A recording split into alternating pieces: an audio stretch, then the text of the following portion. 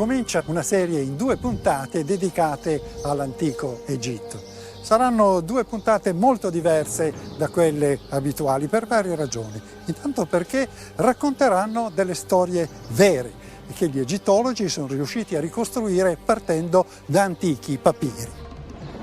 Sono storie che ci permettono, per così dire, di entrare all'interno della vita egizia seguendo dei protagonisti nelle loro vicende quotidiane, nelle loro avventure e anche nei loro drammi, così come sono stati documentati dai racconti degli scribi.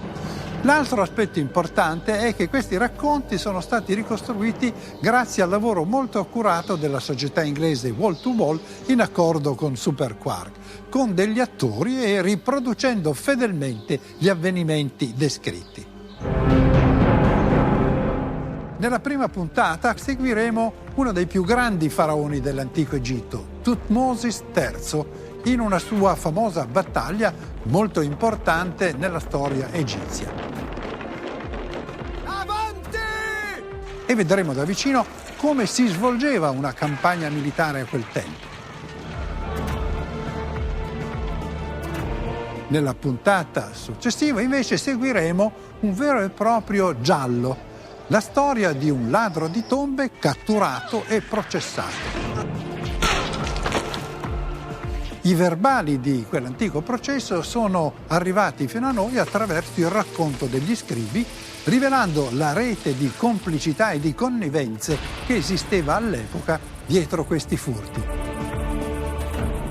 che coinvolgevano personaggi al di sopra di ogni sospetto. Insomma, sarà un modo del tutto nuovo per osservare da vicino l'antico Egitto, al di là delle statue e dei monumenti, e anche per capire meglio attraverso i documenti, gli scritti che ci sono pervenuti, passioni, personaggi e storie di questa antichissima civiltà. In certi punti ascolteremo persino gli attori parlare in egiziano antico. يوأك إرمكتو سو إمو إمتات سهونا فينا خورون يخاصو نيم ونو حمو لكيامه. Sarà un po' come tornare indietro di migliaia di anni e assistere quasi in diretta a delle vicende veramente vissute attraverso il racconto di testimoni. La prima storia è il resoconto di una famosa battaglia, la battaglia di Megiddo.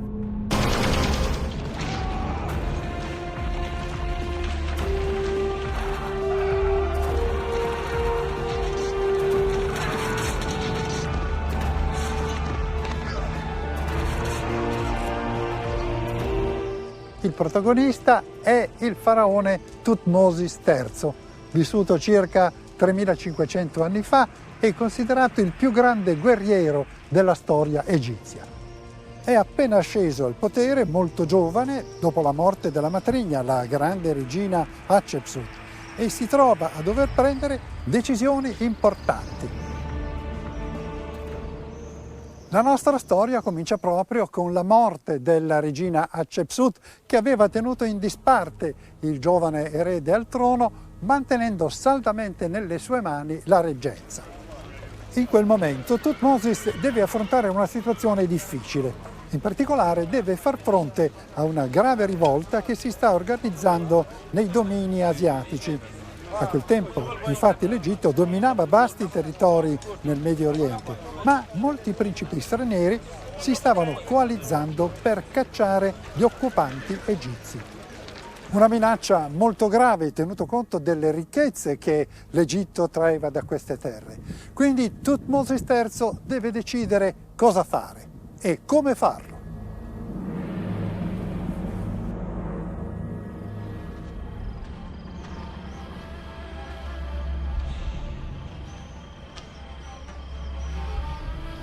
A Tebe, la capitale, a più di 300 chilometri di distanza, la regina Hatshepsut è morta.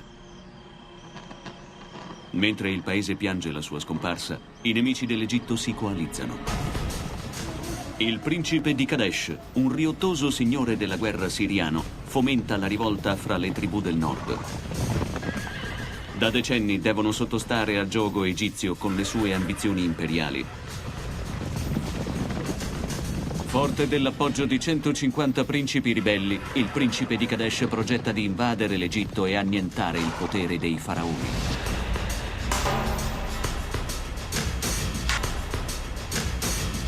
L'Egitto è vulnerabile. La morte della regina Hatshepsut arriva in un momento delicato. Sono 20 anni che l'Egitto conosce un periodo di pace, grazie anche al regno di questa sovrana molto amata, ma anche molto contestata. Una donna al vertice dell'impero, infatti, era una cosa molto inusuale, anzi unica.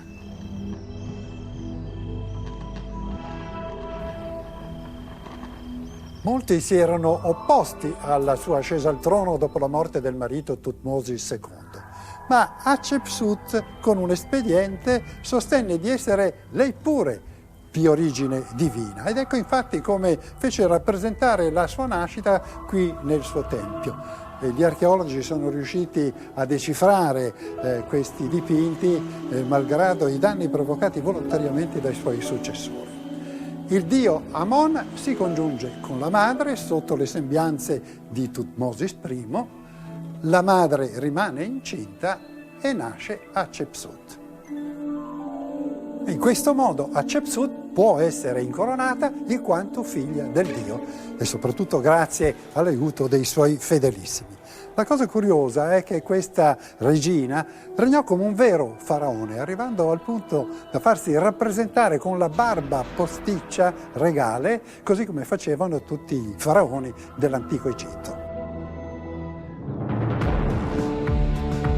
Ed eccolo il suo tempio, uno dei più caratteristici di tutta l'architettura egizia. Si trova a Deir el-Bahari, dietro la Valle dei Re. È composto da 3 terrazze sovrapposte che si appoggiano a un grande anfiteatro naturale di roccia.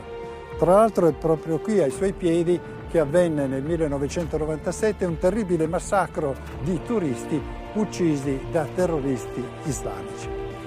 È una delle figure più caratteristiche proprio per questa integrazione tra l'architettura dell'uomo e quella della natura.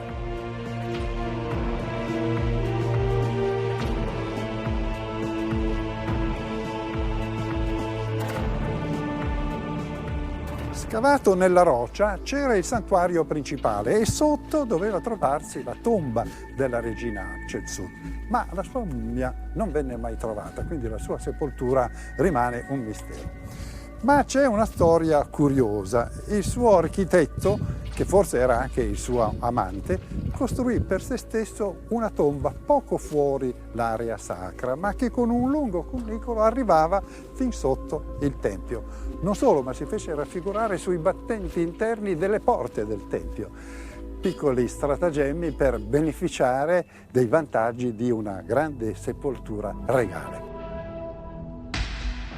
Molte tracce della regina Hatshepsut sono scomparse. Secondo la tradizione sarebbe stato il figliastro Thutmose III, che era stato tenuto lontano dal potere durante il suo regno, a deturpare gran parte dei suoi monumenti. Bisogna dire però che anche i faraoni successivi hanno cancellato persino il ricordo di questa regina. Ai vertici del potere sale ora il giovane Thutmose III. Il nuovo faraone Thutmose III deve ancora farsi valere. Per 20 anni il principino è stato tenuto lontano dal potere e dalla matrigna, la regina Hatshepsut. È stato viziato e coccolato, tenuto all'oscuro delle questioni di Stato. Ora però è un sovrano, con una nazione da guidare. I miei gioielli. Per gli egizi è un dio vivente. Il suo corpo è sacro.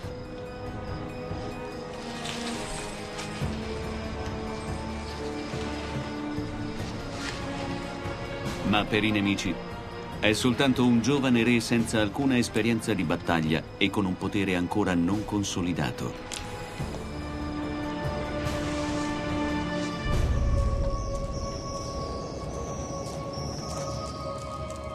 Thutmosis discende da un'antica dinastia di guerrieri.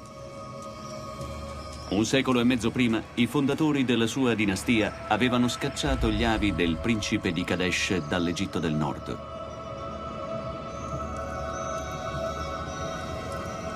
Da allora, siriani ed egizi hanno sempre lottato per la supremazia. Ma nessuno degli avi di Thutmosis ha mai dovuto fare i conti con una minaccia militare pari a quella che si sta preparando ora.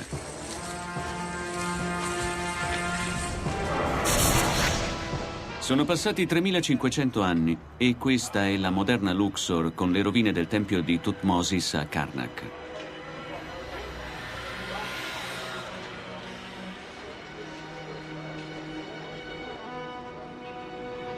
In uno stretto corridoio, su una parete che pochi visitatori notano, c'è una lunga iscrizione in geroglifici fatta incidere dallo stesso Thutmosis.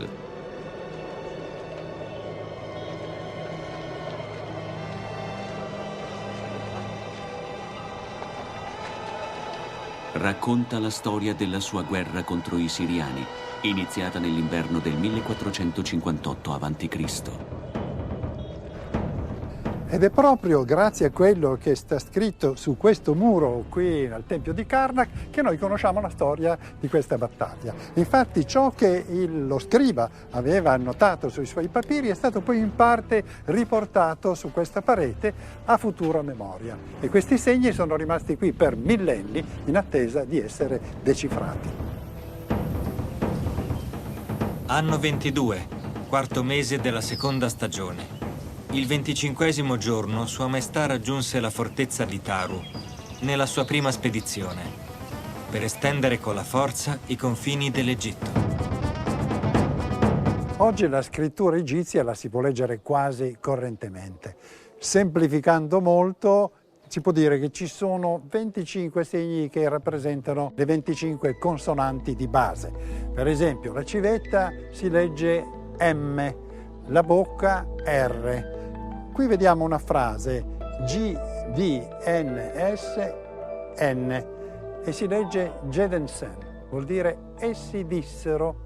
E poi qui vediamo invece un ideogramma. Questo segno significa terra straniera.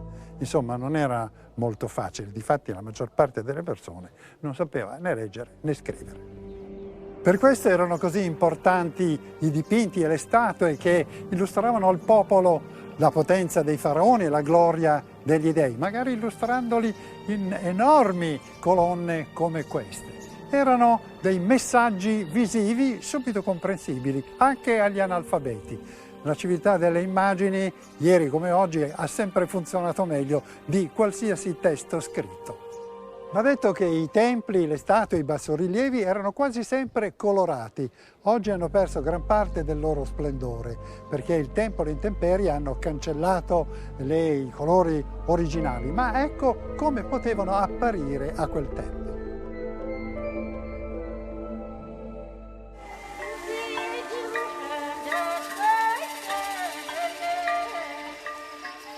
Medio Egitto. Da una generazione i 3 milioni di egiziani vivono in pace e prosperità. Sono per lo più agricoltori e pescatori che vivono lungo le fertili sponde del Nilo. Amose è un contadino e lavora la terra insieme a tutta la sua famiglia. La loro vita è scandita dall'alternanza delle stagioni.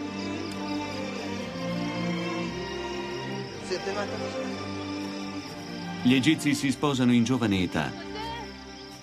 La moglie di Amose ha appena 16 anni.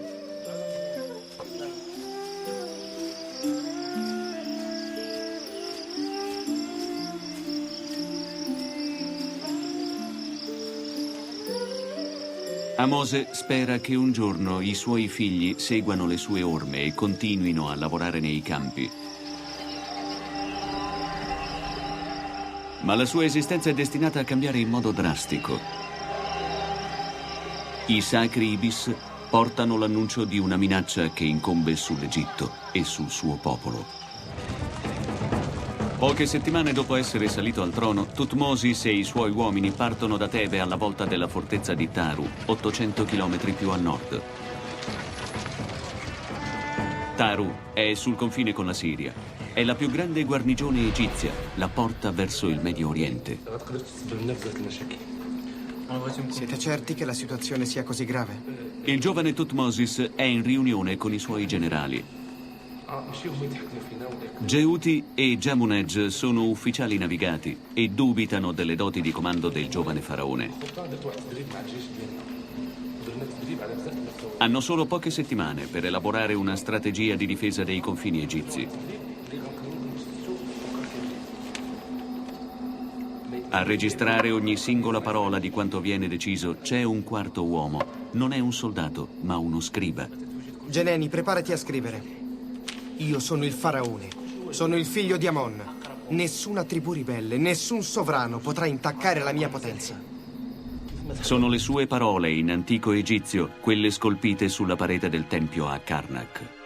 A quel tempo, tutte le tribù siriane, da Yerasa e Sharuen fino alla fine della terra, avevano iniziato la loro rivolta contro il faraone.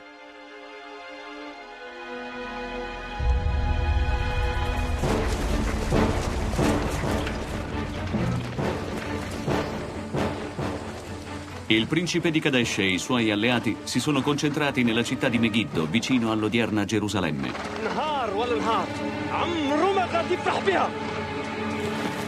Ora Megiddo è il punto nevralgico della rivolta.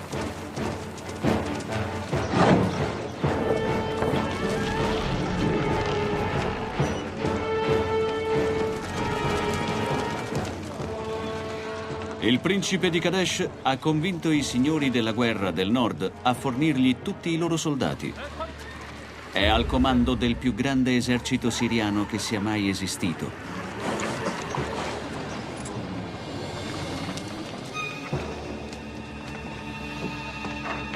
Ed è convinto che stavolta l'Egitto si piegherà.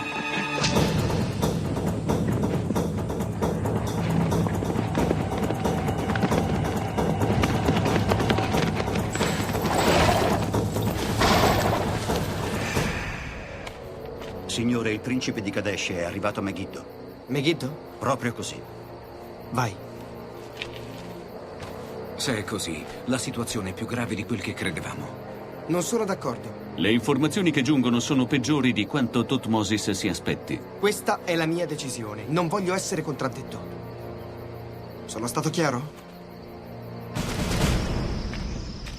Dove hai detto che sta? Laggiù. Dietro quelle capanne? Sì. Megiddo si trova a soli 250 km dal confine con l'Egitto e le forze del faraone sono in netta minoranza. Ha bisogno di altri uomini. Dove sta Mose? Chi lo cerca? Leggi. Per ordine del faraone deve arruolarsi nell'esercito. Eccomi. Vieni con noi. Deve lavorare nei campi, ha una famiglia. Cosa aspetti? Io non ho mai La leva combattuto. obbligatoria non è Saprei una cosa novità fare. in Egitto. Imparerai. Da secoli i contadini vengono strappati ai loro campi e impiegati per costruire canali, templi e piramidi. Muoviti. È un ragazzo sano e robusto, è adatto per l'arruolamento. Amose, Ma io non posso venire con voi. Questo è un ordine. Che cosa aspetti? amore mio, non puoi Va bene, lasciarci. va bene, sono un egiziano e obbedisco al Non te ne faraone. andare. Non puoi Prendi la tua roba e abbandonarci. seguici. Amore mio, cosa faremo senza di te? Non potete portarcelo via così. È un ordine del faraone, non si è discute. giusto. Devo andare, è per il bene dell'Egitto. Non fare Amose, così. non mi lasciare, per favore. Potrei non rivederti mai più. Vedrai che andrà tutto bene. Amose, per favore, non andare. Lasciami partire. Amose sa che forse non rivedrà più sua moglie e la sua casa.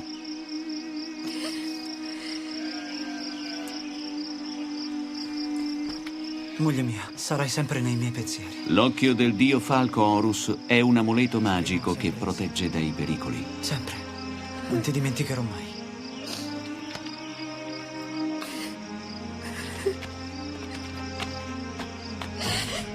La minaccia contro il regno riguarda ogni singolo cittadino egiziano. Come pensavi di disobbedire? Cammina.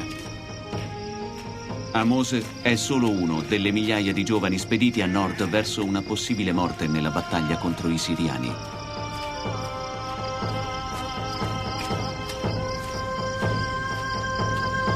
Il talismano che il giovane contadino Mose porta con sé è considerato uno dei più potenti nell'antico Egitto. È l'occhio di Horus, il dio falco.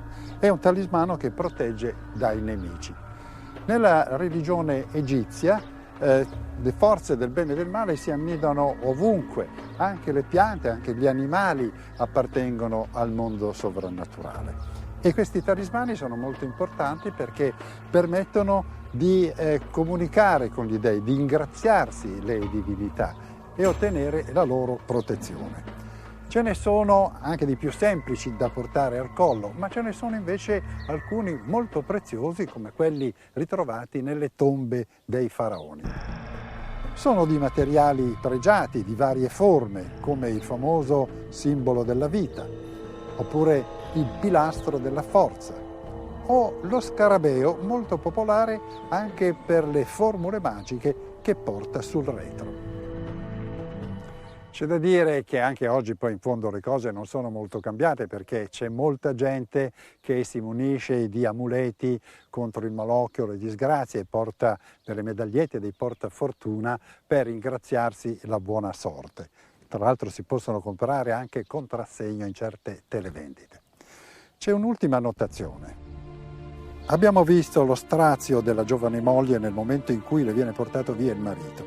Se non tornerà più, non soltanto sarà un trauma profondo, ma rimarrà senza un sostegno essenziale. Infatti questi agricoltori campano appena al di sopra del livello di sopravvivenza, sempre in bilico tra le piene del Nilo e le tasse da pagare. La legge egiziana consentirebbe comunque un'alternativa, cioè si può rimanere a casa se si trova un sostituto, qualcuno di altrettanto valido disposto a prendere il proprio posto. Del resto è una cosa che è avvenuta spesso nel corso della storia, ma per fare questo bisogna pagare e solo i ricchi hanno i soldi per farlo. La vita quotidiana dei contadini dell'antico Egitto ha lasciato la sua impronta anche qui, nel museo del Louvre, con tanti oggetti semplici ma molto significativi. A quel tempo gli strumenti di lavoro erano ancora molto primitivi, come si vede da queste zappe di legno. Il metallo infatti era molto prezioso e veniva usato solo per oggetti più importanti e sacri. Zappare con questi strumenti privi di lama metallica, è evidente, aumentava molto la fatica.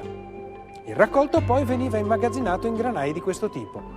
I contadini portavano qui i loro sacchi, rovesciando il contenuto in questi fori circolari. La produzione di cereali era una delle maggiori fonti di ricchezza del paese, quella che permetteva, in definitiva, lo splendore dei faraoni. In questa vetrina sono conservate delle statuette molto particolari trovate nelle tombe che ci mostrano la lavorazione della birra. Allora, il primo passo era molto faticoso, bisognava macinare a lungo l'orzo, se ne otteneva della farina che veniva poi mescolata a della polpa di dattero. Questo impasto veniva fatto cuocere e in seguito fermentare e da questa fermentazione si otteneva la birra. Certo, era una birra molto diversa da quella che beviamo noi oggi. Qui vediamo anche dei pezzi di pane che risalgono, pensate, a 3500 anni fa. Sono, per così dire, delle mummie di pane. Era un pane molto simile al nostro e ancora oggi in Egitto ci sono questi pani di forma circolare che vengono fatti cuocere sulle pareti calde del forno. Il Nilo non portava solo acqua e limo, ma anche pesci, e molti contadini integravano con la pesca la loro povera alimentazione. E qui vediamo proprio delle reti da pescatore, con i galleggianti. Sono stati ritrovati anche degli ami, alcuni di notevoli dimensioni, segno che potevano pescare anche grandi pesci d'acqua dolce. In questa vetrina, guardate, ci sono proprio delle bilance e dei pesi che servivano per pesare la merce. Qui mancano 2 piatti, è rimasta però l'elegante asta di legno. Sotto ci sono i pesi che venivano usati dai venditori, alcuni sono semplici cubetti, alcuni invece sono, guardate, delle piccole statuette che rappresentano animali o altro. Tutti dovevano avere un peso ben preciso, controllato ufficialmente.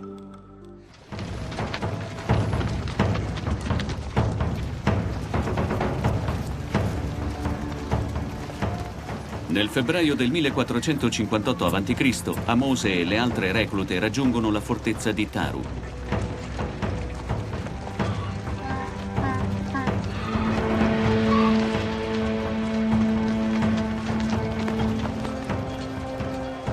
Il faraone chiama a raccolta ogni singolo combattente del regno per contrastare i ribelli siriani che stanno per invadere l'Egitto.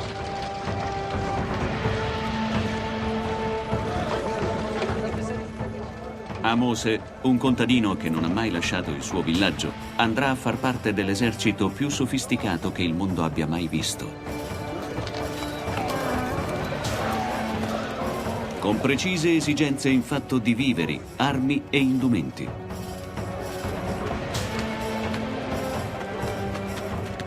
Un esercito di 10.000 uomini consuma ogni giorno 14 tonnellate di frumento e 95.000 litri d'acqua.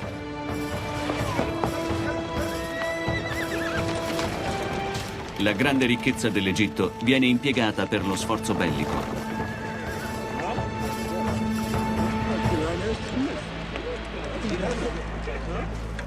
Sono questi uomini a rendere così formidabile l'esercito egizio. Un'elite di soldati professionisti nubiani provenienti dal sud, dove oggi c'è il Sudan.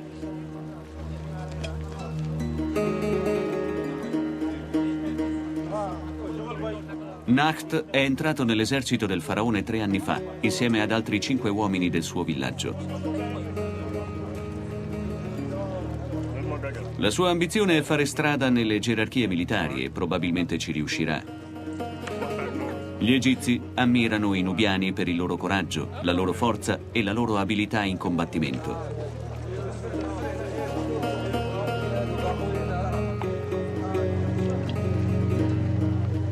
Per uomini come Nakht, la guerra imminente rappresenta un'opportunità. C'è un bottino da spartirsi e gloria da godere.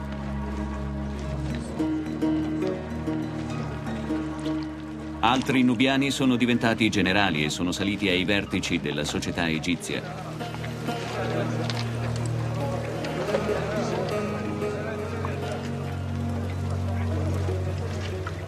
Il massimo che Amose invece può sperare è di tornare vivo a casa sua.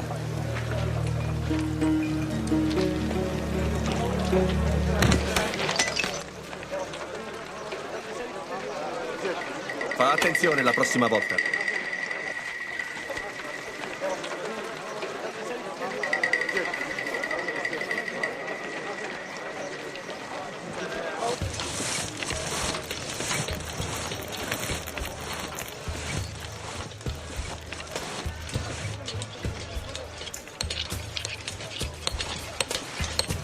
Le reclute inesperte devono essere integrate nella macchina militare. È questo il compito degli ufficiali egizi. Gli ufficiali saranno equipaggiati con la più moderna tecnologia militare. Frecce con punte d'avorio, archi in betulla d'importazione, elmi saldati con una colla realizzata con vesciche di pesce. E poi l'arma più innovativa di tutte, il carro. Una macchina leggera da guerra che introduce rapidità e sorpresa sul campo di battaglia. I ranghi inferiori useranno armi più rudimentali, asce, coltelli e lance. Quasi tutte queste armi naturalmente possono essere usate solo nel corpo a corpo. Quindi conta molto la forza e l'abilità per riuscire a sbudellare l'avversario prima di essere accoltellato. E vedremo in proposito quanto è importante la lotta.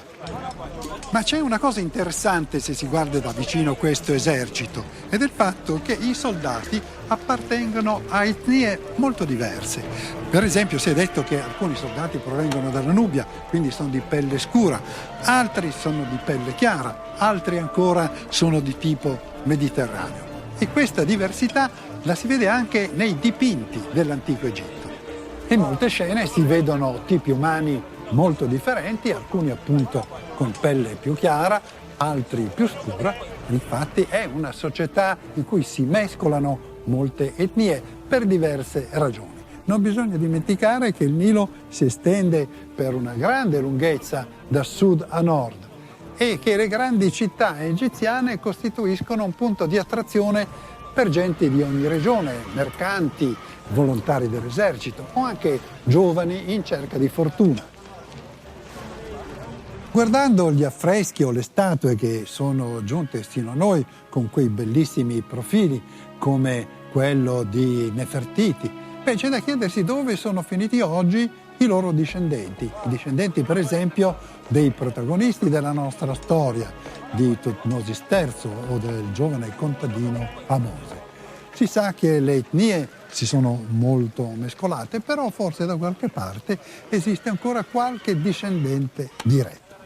Ma torniamo alle nostre reclute e al loro addestramento. Nacht mette alla prova le sue nuove reclute. La lotta è lo sport preferito degli egizi.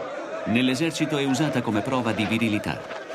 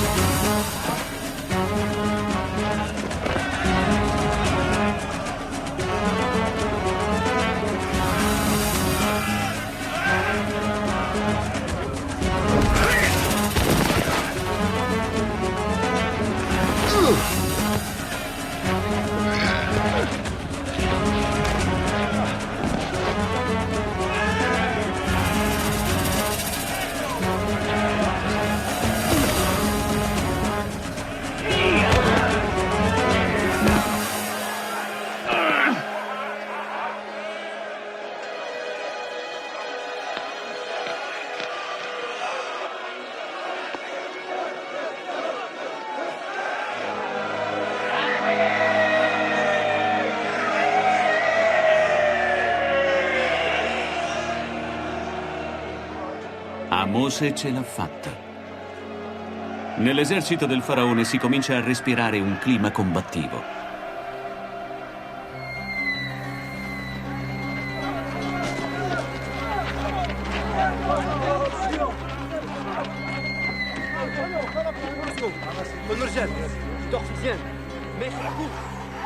Ad aprile, il principe di Kadesh si accinge a spostare i 10.000 uomini della coalizione da Megiddo verso il confine egiziano.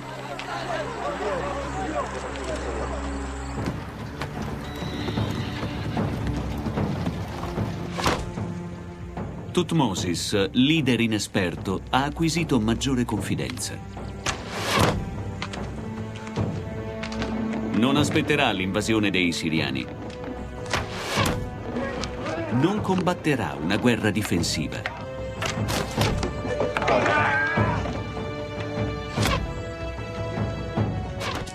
Invaderà la Siria e annienterà i ribelli a Megiddo.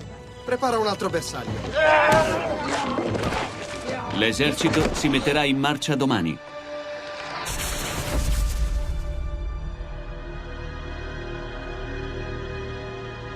Questa importante decisione è documentata nella cronaca dello scriba Geneni, che è stata scolpita sulle pareti del tempio di Karnak.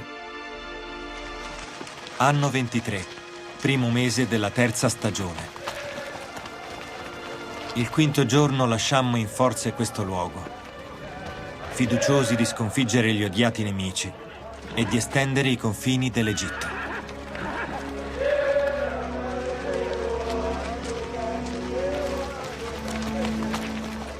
Ma per raggiungere Megiddo, l'esercito deve compiere una marcia massacrante di oltre 300 chilometri attraverso il deserto del Sinai e la striscia di Gaza.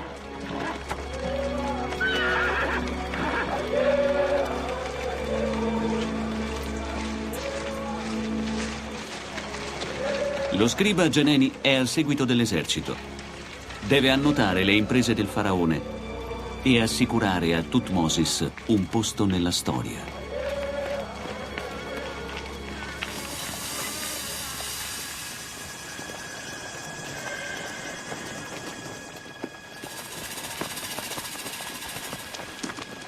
A Geneni non interessano le privazioni che patiscono i soldati semplici come Ahmose e Nakht. Ma questo papiro millenario scoperto in una tomba a Luxor ci dice come fosse la loro vita durante la campagna di Siria.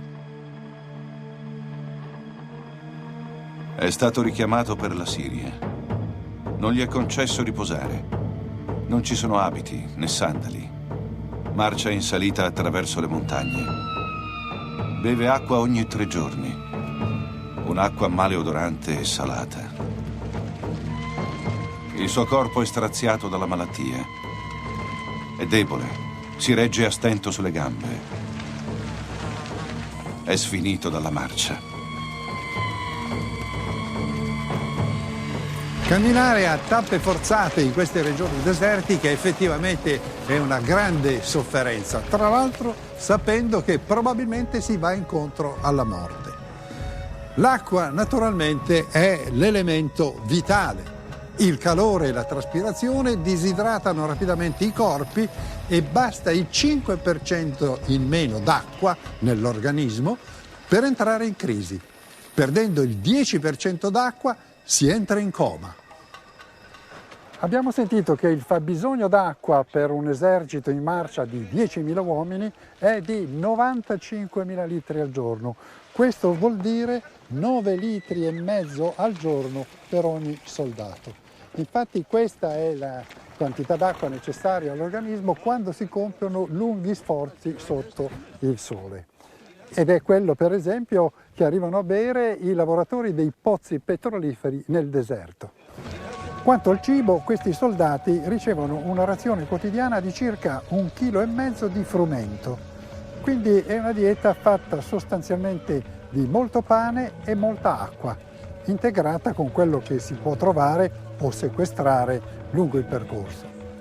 I piedi naturalmente vanno a pezzi e non ci sono farmaci per curare le infezioni. I soldati di professione però sopportano tutte queste sofferenze pensando alle ricompense future e soprattutto al bottino che potranno conquistare in caso di vittoria. Inizialmente l'esercito avanza rapidamente. Nei primi 10 giorni percorre quasi 250 chilometri. Ma il gran caldo comincia a farsi sentire e da 24 chilometri al giorno arriva a percorrerne appena 8. Dopo 3 settimane le truppe hanno attraversato la striscia di Gaza e le alture di Canaan. Si sono accampate in pieno territorio siriano, a Yachem, nell'odierna Israele. I soldati sono esausti, pensano soltanto alle loro case. Come ogni egizio, Ahmose è terrorizzato dall'idea di morire oltre i confini della sua terra natia. Se venisse sepolto in terra straniera senza i familiari ad accudire la sua tomba, sa che non avrà alcuna possibilità di raggiungere la vita ultraterrena. Se dovesse morire qui, il suo spirito cadrebbe nell'oblio e subirebbe una seconda morte. E forse lo stesso identico timore, nonostante la sua condizione di divinità, tormenta anche Thutmosis. Si trova ad appena una 50 di chilometri da Megiddo e dall'esercito ribelle. A questo punto deve prendere una decisione. Dalla scelta che farà dipende il suo futuro e quello dell'Egitto.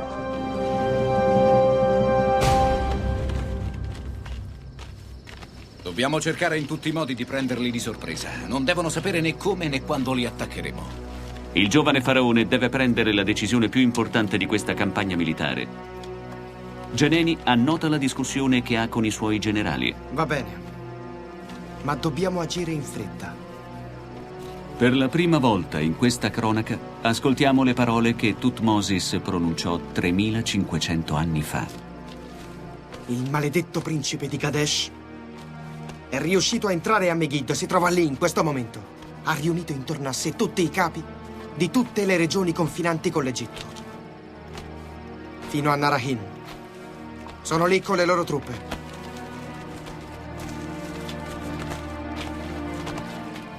Il fattore sorpresa è essenziale. Raggiungere Megiddo rapidamente, sorprendere i siriani e soffocare la rivolta in un solo colpo. Partiremo da qui. Dall'accampamento di Achem ci sono 2 strade per arrivare a Megiddo. Dobbiamo decidere quale strada percorrere. Passando per Yoknaem, a nord del Monte Carmel, o a sud, attraverso Tannar, per arrivare a Megiddo da sud-est. Sono le vie più sicure, ma anche quelle più lunghe. E poi ci sarebbe anche una terza strada, quella che attraversa il passo. C'è anche una terza possibilità, il passo di Haruna, una stretta gola che si snoda fra le montagne.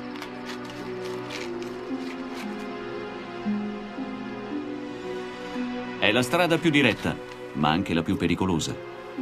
Per ore l'esercito sarebbe esposto alle imboscate dall'alto.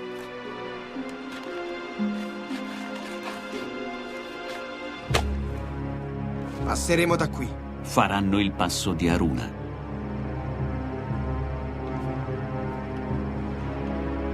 I generali credono che il giovane faraone sbagli. Geneni riporta le loro parole. È una sciocchezza. Perché mai dovremmo marciare lungo quella strettoia? Quando sappiamo per certo che il nemico è pronto a tenderci un'imboscata. Faremmo il loro gioco. E per noi sarebbe la fine. La nostra avanguardia verrà spazzata via quando la retroguardia sarà ancora ad Haruna. Per l'amore che Ra mi porta e per la stima che mio padre Amon nutre nei miei confronti, io marcerò per la strada di Haruna. Se qualcuno di voi preferisce seguire altre strade, vada pure. Ma chi si fida di me e vuole seguirmi, lo faccia. Se mai dovessi prendere un'altra decisione, che cosa penserebbero gli uomini di Kadesh?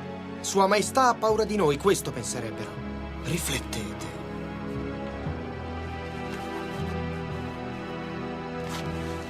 Il servo segue sempre il suo padrone.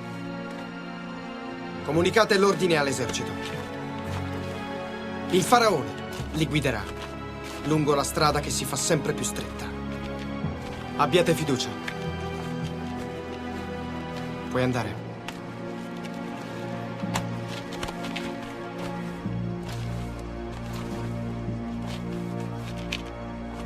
Thutmosis ha firmato la condanna a morte del suo esercito.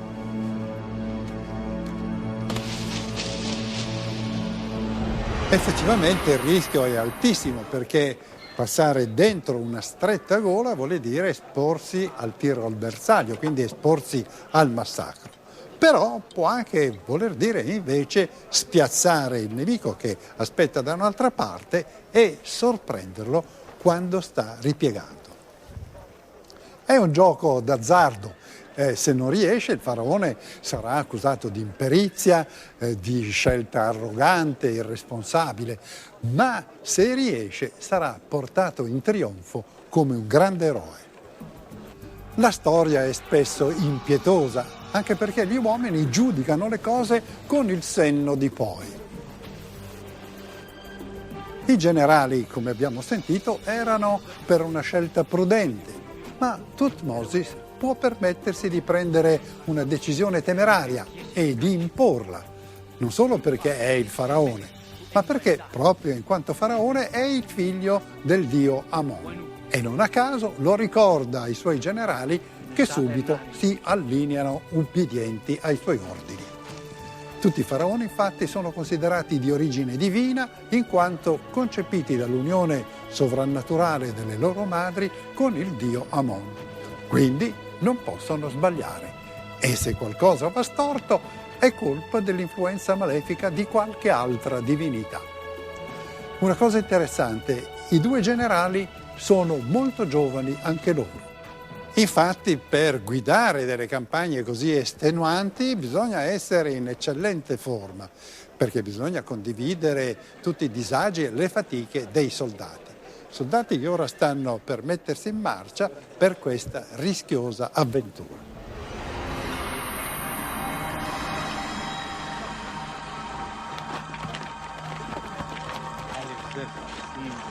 Il 14 maggio Thutmosis conduce le sue truppe per il passo di Haruna.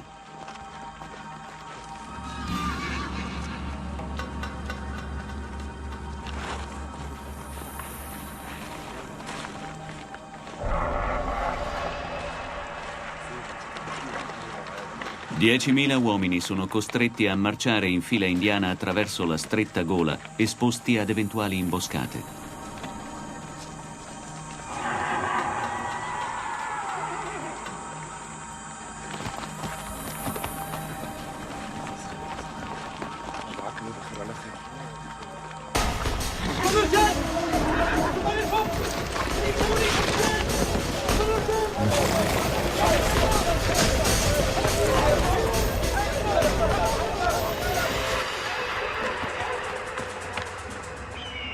Per 12 ore possono essere attaccati dall'alto.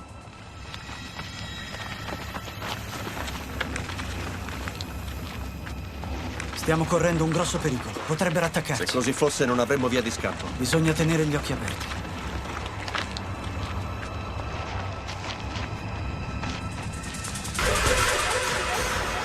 Una spia siriana avverte il principe di Kadesh dell'arrivo del faraone.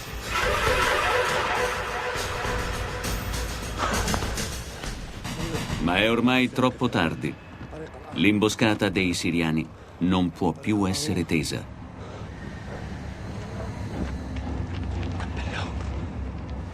Il principe di Kadesh è stato messo nel sacco. Era pronto a tendere l'imboscata all'inesperto faraone sulla strada per Megiddo, più a sud. Adesso le sue truppe si trovano nel luogo sbagliato. E non gli resta che tornare precipitosamente a Megiddo.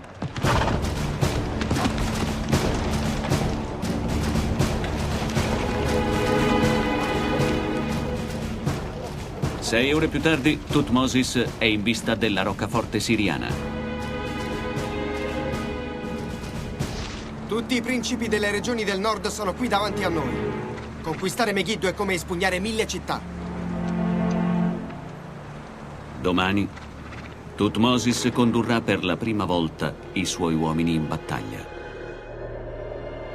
Qui a Karnak è conservata la testimonianza diretta di Geneni degli ultimi minuti che precedettero la battaglia di Megiddo. È il 15 maggio 1458 a.C. Anno 23, primo mese della terza stagione. Il 21° giorno, alle prime ore del mattino, fu impartito a tutto l'esercito l'ordine di muoversi. Sua Maestà uscì su un carro dorato, equipaggiato con le sue armi da guerra, come Horus lo sterminatore, signore del potere. Gli dei ti proteggano. Thutmosis unge i suoi soldati con profumi sacri per far scendere su di loro la benedizione degli dei durante la battaglia. Gli dei ti proteggano. Gli dei ti proteggano. Gli dei ti proteggano. Gli dei ti proteggano. Devi essere fiero di far parte di questo esercito. Gli dei ti proteggano.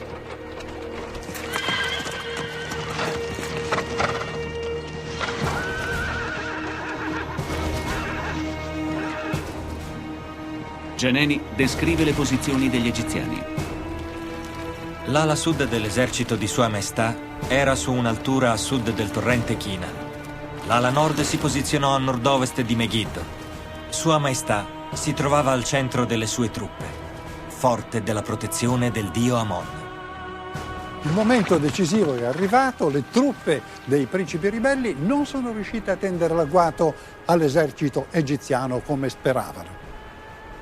E ora hanno dovuto schierarsi di fronte alle mura di Megiddo per difendere la città. Dietro le mura ci sono le loro famiglie asserragliate, ci sono i loro bambini e sanno che in caso di sconfitta tutto sarà perduto. L'unica possibilità nel caso di una ritirata è di fare in tempo a rifugiarsi all'interno della città e resistere.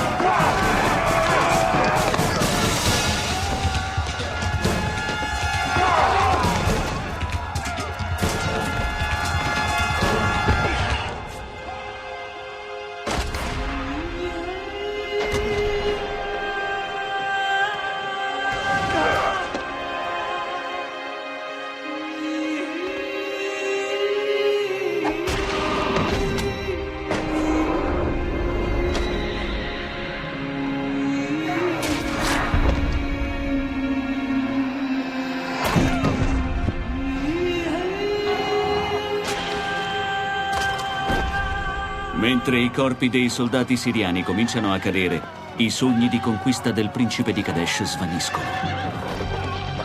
Fuggirono in direzione della città. Le porte erano chiuse. Dall'alto delle mura calarono delle funi fatte di vestiti e con quelle li tirarono su.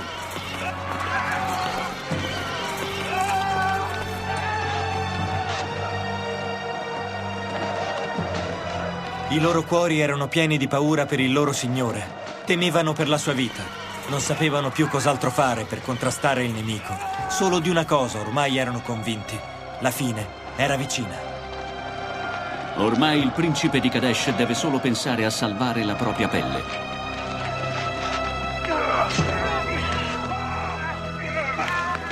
Gli egiziani hanno la vittoria a portata di mano, ma se la fanno sfuggire. Invece di attaccare la città, si attardano a depredare i corpi dei nemici siriani. Per i soldati semplici è l'occasione di arricchirsi un po'. Ma è un disastro dal punto di vista militare. Quello che abbiamo visto è di una ferocia che lascia sconcertati, ma dà un'idea abbastanza eloquente di quello che sempre avviene durante e dopo una battaglia. Per esempio tagliare un braccio per impossessarsi di un braccialetto, oppure riempire dei secchi con le mani dei nemici. In realtà atrocità di questo genere sono state praticate un po' ovunque nel corso della storia, anche recenti. A volte, invece delle mani, si tagliavano le teste. I nemici che sopravvivevano venivano comunque portati via in catene e ridotti in schiavitù. La cronaca dello scriba Geneni condanna l'avidità dei fanti. Se solo l'esercito del faraone non si fosse accanito a depredare i nemici, avrebbe conquistato Megiddo proprio mentre il principe di Kadesh e il suo dannato esercito si riparavano dentro le mura. Nakt, guarda che ho trovato. Ti piace? Con quello ci sfamerai la tua famiglia. Vale tanto. Amos, sta giù.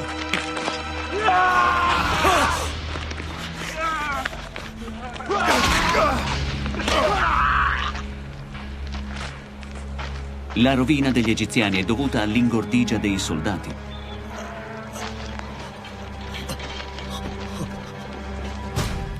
Ra è la luce. Amon guida il nostro Signore, cammino. Non ci ascolta. I generali del faraone sono caduti in disgrazia. Amon guida il nostro cammino. Ra è la luce. Amon guida il nostro cammino. Spettava a loro prendere Megiddo. Invece sono rimasti a guardare i loro soldati che si abbandonavano al saccheggio. Thutmosis è furente. Non avete fatto niente per impedirlo. Siete rimasti a guardare.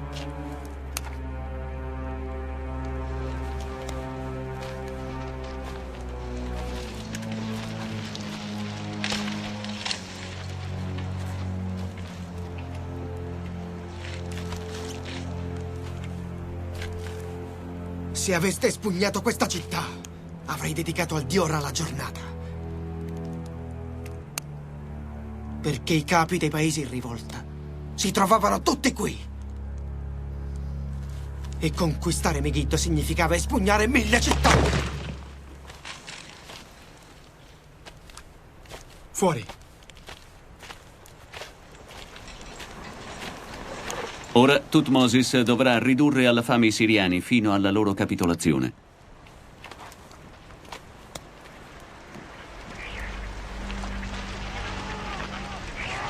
Non si sa quanti egiziani siano morti nella battaglia di Megiddo. I documenti militari egiziani tacciono quando si parla delle proprie perdite.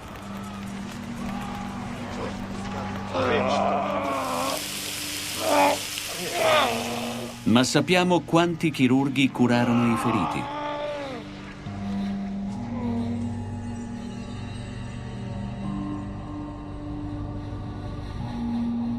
Questo papiro è il testo di medicina più antico del mondo. Offre la descrizione dettagliata del trattamento delle ferite da combattimento.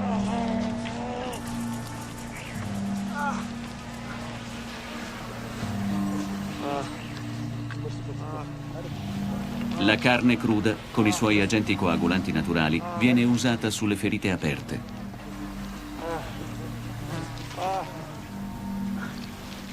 Le ustioni vengono trattate con una mistura di gomma, pelo di montone e latte di puerpera.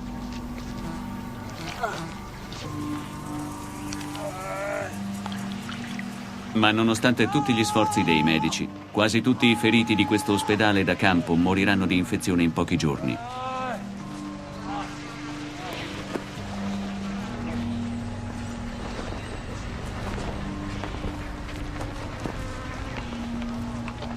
Un altro testo egizio riferisce la sorte di molti soldati. L'uomo adulto viene messo a fare il soldato, l'adolescente la recluta. Il bambino viene allevato solo per essere strappato dal seno della madre. E quando raggiunge l'età adulta, le sue ossa vengono sparse. C'è una cosa che colpisce qui ed è il modo in cui vengono curate le ferite. Abbiamo sentito con quali intrugli si cerca di trattare le bruciature e i tagli, tra l'altro senza anestesia. Il vero problema è che non c'è modo di fermare le infezioni. In queste battaglie i feriti in gran parte muoiono proprio per mancanza di cure efficaci. Molti per emorragia, quindi in tempi brevi, altri per infezioni e per cancrene poco tempo dopo. Abbiamo anche visto come il giovane contadino Amose abbia perso la vita proprio mentre stava raccogliendo il suo piccolo bottino, quando pensava ormai di essersi salvato. Si è così rivelata fondata la sua grande paura di morire in terra straniera, lontano dalla sua famiglia, senza un'adeguata sepoltura. Questo è un aspetto importante nella vita degli antichi egizi, perché la tomba e i riti funebri sono visti come un elemento indispensabile per accedere alla vita eterna. Insomma, morire senza una sepoltura adeguata è un po' come morire due volte. E questo costituisce un problema per tutti i soldati che combattono in terra straniera. Amose, fatti forza, andrà tutto bene. Ricorda, c'è tua moglie che ti aspetta. Fallo per lei. Cerca di resistere, lei vuole rivederti. Amose. Amose. Amose.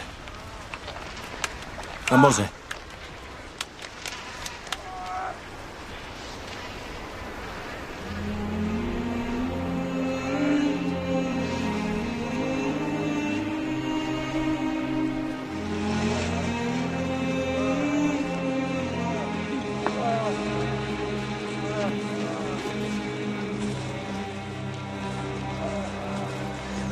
La città intanto ora è stata circondata, niente può più entrare o uscire e non rimane che aspettare la resa per fame o sfinimento.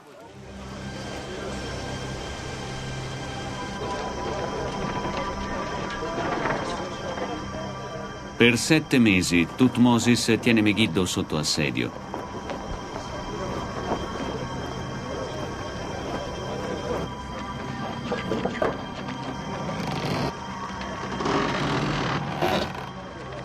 Alla fine, a dicembre del 1458 a.C., il segno della resa.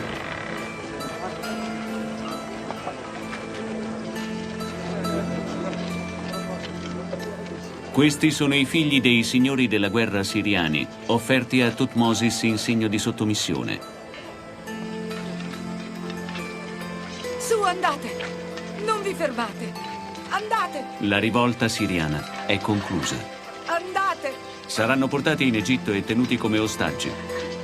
Se le loro famiglie torneranno a ribellarsi, verranno uccisi. Alcuni sono destinati a diventare dei sovrani fantoccio del nuovo impero egizio di Thutmosis.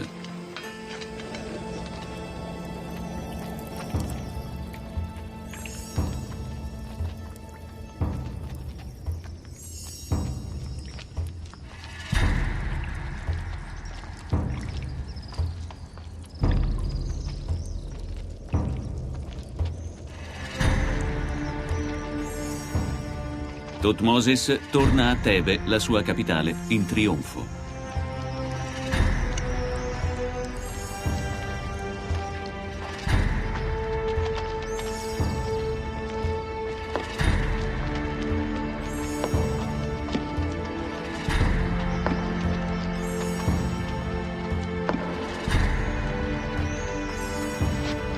Ora nessuno dubita più della sua forza.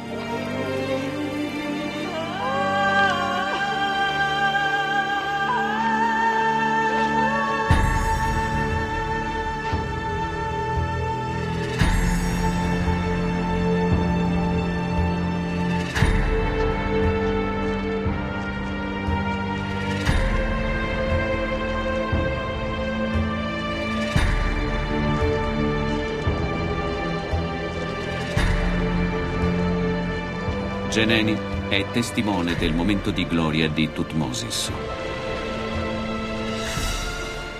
I capi siriani vennero a sud per inchinarsi davanti alla grandezza del faraone, rendere omaggio alla sua forza e chiedere pietà per la loro vita. Giunsero recando doni d'argento, d'oro e lapislazzuli, tutto ciò che possedevano di bello. Portarono a lui questi magnifici doni in onore alla sua incommensurabile grandezza.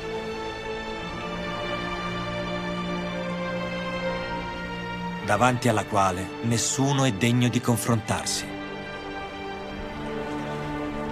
Le ultime parole della cronaca di Geneni sono quelle di un nemico sconfitto, il principe di Kadesh. Mai più ci ribelleremo. Possa Thutmosis vivere per sempre come nostro signore. Abbiamo assistito alla sua potenza. Nessuno è più grande di lui, il nostro faraone.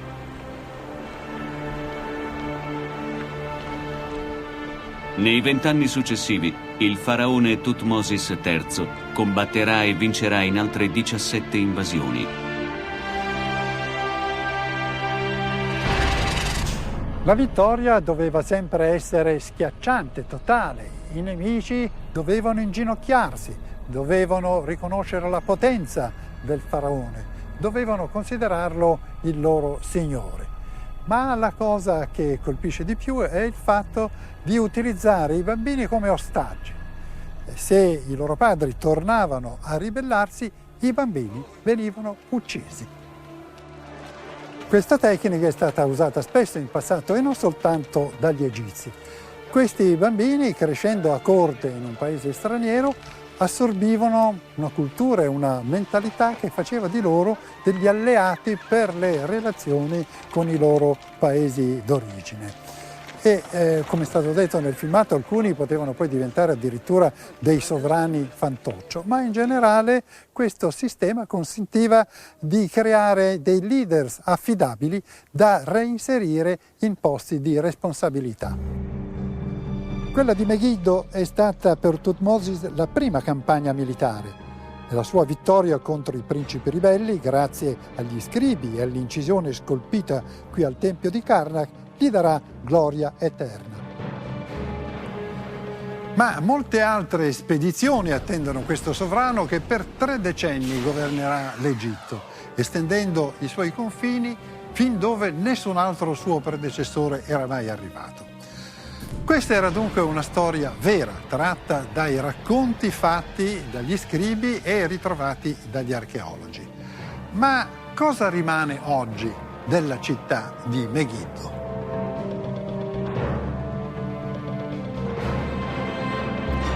Ecco la collinetta su cui sorgeva. Questa zona si trova oggi nella striscia di Gaza, in mezzo a insediamenti palestinesi. Gli archeologi stanno compiendo scavi per ritrovare i resti di epoca egizia, ma ben poco rimane. Da quello che si è trovato è stato comunque possibile capire che questa città aveva origini antichissime, poiché si trovava in una posizione strategica al punto di incrocio tra importanti vie di comunicazione.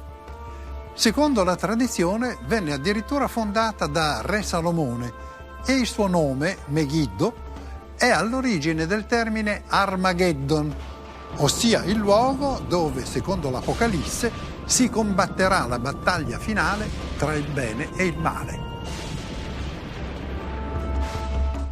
Ma c'è una cosa molto interessante che riguarda la battaglia e che lo scriba non ha riportato nel suo resoconto, probabilmente perché la dava per scontata, e cioè quali erano le regole che accompagnavano le campagne militari nell'antico Egitto. Intanto le guerre erano sempre presentate come difensive, destinate cioè a eliminare dei ribelli.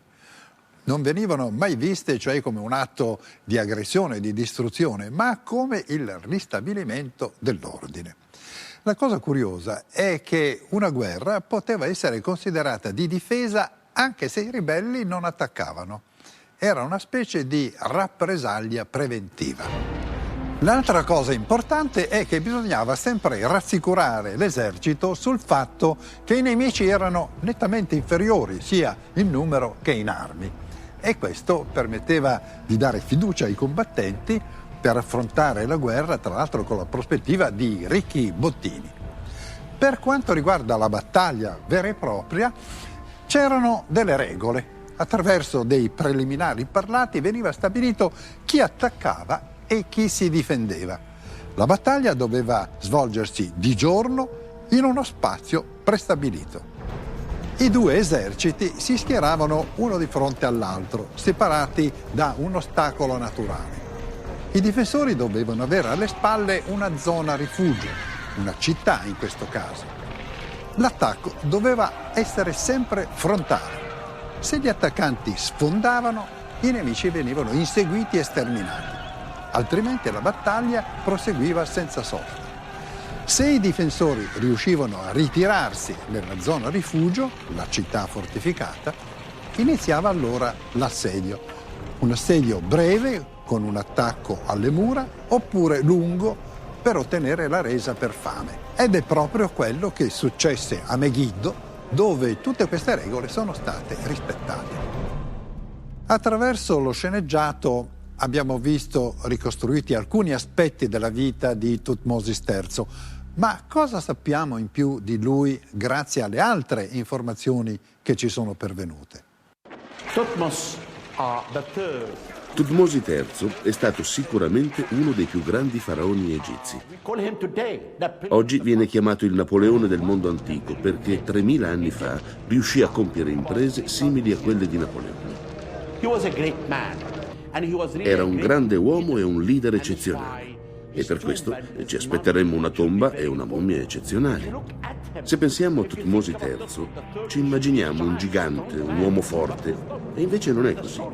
Thutmose era basso, ma comunque molto coraggioso. La sua mummia fu portata via dalla sua tomba e trasferita in diversi luoghi. Alla fine venne sistemata nel deposito delle mummie, che fu rinvenuto nel 1871 dalla famiglia di Abd er-Rasul. Uno di loro stava rincorrendo una capra che era scappata tra le rocce. Alla fine la raggiunse, ma scoprì anche un pozzo profondo 30 metri, pieno di tesori, mummie, oro e argento. Per 10 anni tennero per sé il segreto di quel ritrovamento. Poi lo Stato fu messo al corrente e nel 1881 portò tutte le mummie al Cairo. La cosa divertente è che durante il trasporto delle mummie da Luxor al Cairo, i registri in dotazione agli agenti della dogana non contemplavano la voce mummia e quindi i reperti furono registrati come pesce salato. La sua mummia è in cattive condizioni perché venne spostata diverse volte prima di essere sistemata nel deposito di mummie di Deir el-Bahari. Una delle cose più importanti di questa mummia è che sul fianco sinistro presenta uno spazio aperto, come se si trattasse di una ferita di battaglia. Questo è molto probabile per un capo che aveva combattuto da sud a est. Quest'uomo è ricordato ancora oggi come un grande stratega militare. La sua mummia possiede ancora tutta la magia e il mistero degli antichi faraoni. C'è una cosa interessante, la grande quantità di iscrizioni, di papiri che sono giunti sino a noi permette oggi di capire meglio cosa voleva dire essere un faraone, qual era il suo modo di vivere, il suo rapporto con il clero, con le armi o con le divinità. Tutmosis III, come ogni faraone d'Egitto, era il punto di congiunzione tra la terra e il cielo. Era considerato di origine divina in quanto, come abbiamo sentito, nato dall'unione di sua madre col dio Amon. Il faraone veniva identificato con il sole, che rinasce ogni volta dalle viscere della terra, cioè dal regno dei morti, per ascendere verso il cielo. I sudditi, quando si avvicinavano alla sua persona, dovevano prostrarsi completamente fino a baciare la terra, come veniva detto, e veneravano la sua immagine attraverso le statue, a volte di proporzioni colossali. Amministrava i culti attraverso una delega ai sacerdoti, per questo era lui stesso a nominarli, impedendo così che la loro carica diventasse automaticamente ereditaria. Era un modo per limitare il loro potere. Il faraone era del resto a capo di tutto, dell'esercito, delle finanze, della salute, dell'irrigazione, eccetera. La sua immagine veniva esaltata attraverso tutto quello che si diceva e si scriveva su di lui. Gli scribi, nei loro papiri, mitizzavano la sua forza e il suo coraggio attraverso resoconti altamente propagandistici. Le statue lo rappresentavano sempre bello e giovane. Ramesse II, per esempio, anche quando era ottantenne, veniva rappresentato come un giovanotto. Il faraone del resto non era solo bello, forte e coraggioso, ma anche saggio. Secondo le iscrizioni ufficiali non dormiva mai perché si occupava costantemente del benessere del popolo. Anche le guerre, come abbiamo sentito, non erano di aggressione, ma destinate a difendere l'impero dalle rivolte dei ribelli o al massimo ad estendere o consolidare i confini. In certi papiri, comunque, si parla del sovrano anche in termini più umani, descrivendolo nei momenti in cui si dedicava alle cose che più lo interessavano. Infatti è probabile che una vita così piena di cerimonie e udienze, con 3 messe al giorno, non fosse molto divertente. Si parla di faraoni che per vincere la quotidianità si dedicavano alla divinazione del futuro o a studiare il modo per allungare la vita. Ma quanto erano istruiti? La loro educazione comprendeva la conoscenza della scrittura e della letteratura classica, ma avevano soprattutto un addestramento sportivo. In particolare dovevano imparare a tirare con l'arco, a nuotare e a combattere. Si tenevano sempre in forma con la caccia, che di solito era il loro passatempo preferito. Questa efficienza fisica, in teoria, dovevano conservarla anche da vecchi. Infatti, dopo 30 anni di regno, cosa che comunque si verificava raramente, erano tenuti a passare un esame che comprendeva varie prove atletiche, tra cui la corsa. Non si ha però notizia di faraoni bocciati in ginnastica, anche quando, come Ramesse II, soffrivano di gravi forme di artrosi. E gli amori? I faraoni sposavano molte mogli, ma una sola era quella importante, la cosiddetta grande sposa reale. Era lei che metteva al mondo il futuro erede al trono. Alcuni faraoni sposarono sorelle o sorellastre. Era considerata un'unione divina. Certi sovrani si sposarono addirittura con le proprie figlie, tra essi Akhenaton e Ramesse II. Altre grandi spose reali non erano di origine regale, ma figlie di alti funzionari o generali. Era politicamente conveniente creare alleanze di potere. Al di là della grande sposa esisteva un harem con una gerarchia di mogli. In fondo alla classifica c'erano le concubine, numerosissime. Quando sentiamo la parola harem, pensiamo subito ad una situazione in cui le donne sono tenute in poco conto e non hanno alcun diritto. Ma nell'antico Egitto non era così. Infatti sappiamo che il re aveva una moglie principale e i figli che nascevano da questa relazione erano destinati a governare l'Egitto dopo la morte del re. Poi c'erano anche le mogli secondarie che vivevano a palazzo e venivano trattate con amore e rispetto. Non erano come le donne degli harem dei califfi. L'harem era però anche un luogo in cui potevano sorgere complotti per la successione al trono. Il numero di figli infatti era elevatissimo. Ramesse II ebbe almeno 49 figli e a volte si tramava contro il principe ereditario. In certi casi c'erano persino complotti per assassinare il faraone. Una famosa congiura ebbe luogo contro Ramesse III con una trentina di persone implicate, tra cui 2 ministri. Il complotto venne scoperto e i responsabili giustiziati. Ad altri vennero tagliati il naso e le orecchie. Un papiro conservato al Museo di Torino dice che alcune dame dell'harem per salvarsi si concessero ai giudici. La cosa fu scoperta e i giudici vennero a loro volta condannati e mutilati. Ma la storia dell'antico Egitto ci racconta anche grandi storie d'amore dei faraoni con le loro regine, donne che gli artisti dell'epoca hanno immortalato per la loro bellezza, come Nefertari e Nefertiti. Nefertiti. Il suo nome significa la bella che arriva e difatti fu una delle donne e delle regine più belle d'Egitto, come testimoniano sculture e busti giunti sino a noi. Carismatica e intelligente, sposa Akhenaton il mistico, l'eretico, e la loro unione fu salda e profonda. Nefertiti ebbe un forte ascendente sul marito e influenzò anche le sue decisioni politiche. Fu senz'altro una delle regine più raffigurate ed è significativo che fu spesso rappresentata con la doppia corona, simbolo inequivocabile del potere faraonico. Questa coppia così unita ebbe 6 figlie, 3 delle quali morirono prematuramente. Per il dolore, narra una delle leggende tramandate sulla regina, Nefertiti scomparve dalla vita pubblica.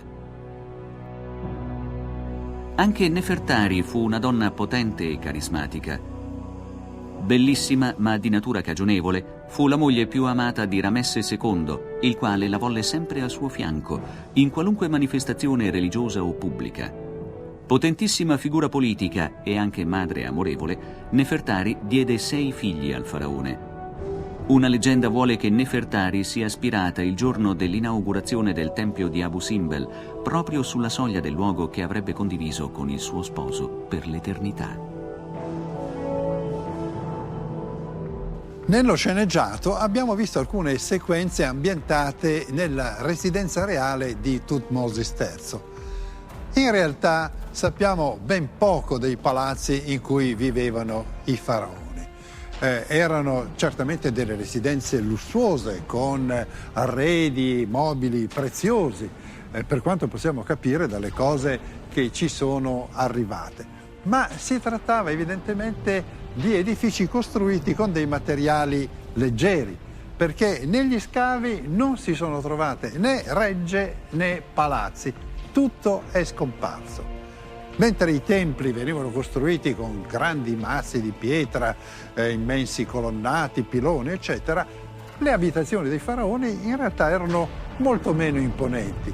Le ricerche in proposito hanno rivelato che comunque questi palazzi non erano edifici in cui il sovrano abitava, ma erano locali di rappresentanza in cui si recava per le mansioni del suo ufficio.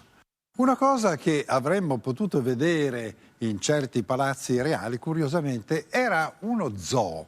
Infatti i faraoni ricevevano spesso in regalo degli animali esotici, molto graditi, animali che si vedono anche rappresentati nelle pitture murali, giraffe, ghepardi, elefanti anche. A quel tempo il Nord Africa e il Medio Oriente erano più ricchi di fauna selvatica, non c'erano ancora state le mattanze praticate dai romani per i giochi nei circhi e anche il clima era più favorevole. Già nell'antichità certi animali venivano addomesticati, il ghepardo in particolare, che si prestava bene alla domesticazione, ma anche l'elefante. Infatti certe cronache parlano di una battaglia in Mesopotamia in cui vennero impiegati elefanti, veri carri armati dell'epoca. Nello sceneggiato abbiamo visto spesso in azione accanto al faraone lo scriba, che prendeva accuratamente nota degli eventi cui assisteva. In questo caso era, come è stato detto, un inviato di guerra al seguito dell'armata, con l'incarico di raccontare poi ai posteri le imprese gloriose del faraone. In altri casi lo scriba annotava sui suoi papiri altri eventi di tipo amministrativo, giudiziario o di cronaca. Gran parte delle cose che sappiamo sull'antico Egitto le dobbiamo proprio a questi uomini che pazientemente hanno annotato, in mancanza di storici, le vicende del loro tempo. Ma chi erano esattamente questi scribi? Ci troviamo al Museo del Louvre, qui a Parigi, nella sezione egizia. Tra tutte le figure che animavano la vita quotidiana di quell'epoca, ce n'è una che rimane sempre nell'ombra. È quella degli scribi, eppure si tratta di una figura fondamentale. In effetti solo l'1% della popolazione sapeva scrivere e leggere, e questo significa che il 99% degli antichi egizi erano analfabeti. Ora può sconcertare vedendo tutto quello che hanno prodotto, ma significa anche che gli scribi erano piazzati in modo sapiente nei punti chiave della società e hanno permesso a tutto il sistema di stare in piedi addirittura per millenni. Ecco la classica posa di uno scriba accovacciato con le gambe incrociate e il papiro sul gonnellino. Questa è forse la statua più famosa di uno scriba, pensate, a 4-5 mila anni di età. È stata interamente scolpita in un unico blocco di calcare finissimo che poi è stato dipinto e così riemerso il colore della pelle di questo funzionario, colore ambra, aveva anche dei capelli neri e cortissimi. E si vedono anche delle rondelle di grasso. Non è un caso, perché era un simbolo di questa vita certamente sedentaria, ma anche agiata. Poteva permettersi di mangiare del buon cibo e soprattutto tanto cibo rispetto alla popolazione. Ma quello che colpisce di più sono certamente gli occhi, ha uno sguardo vivo e penetrante. Come ci sono riusciti gli scultori? Con vari stratagemmi. Per il contorno dell'occhio si è usato un orlo di rame, perché a quell'epoca anche gli uomini si truccavano, usavano l'equivalente del kajal, dell'eyeliner. Per la cornea si è usata della semplice pietra bianca, ma il colpo da maestro è l'iride. Si sono usati 2 blocchetti di quarzo particolarmente trasparente. La parte esterna è stata levigata per dare quel colore brillante, lucido all'iride. La parte interna invece è stata lasciata grezza e questo dà profondità e colore. Insomma, un vero capolavoro.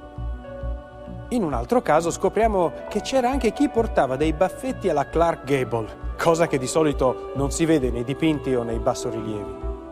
Gli scribi usavano degli strumenti semplicissimi e se ne vedono alcuni in queste vetrine.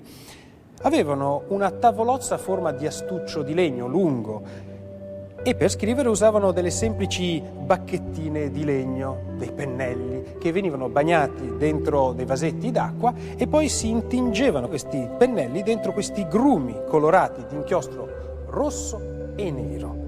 Come si sa, gli scribi scrivevano su dei fogli di papiro arrotolati, soltanto che per srotolarli bisognava aprirli in questo senso, da destra verso sinistra, e di conseguenza si scriveva e si leggeva al contrario di oggi.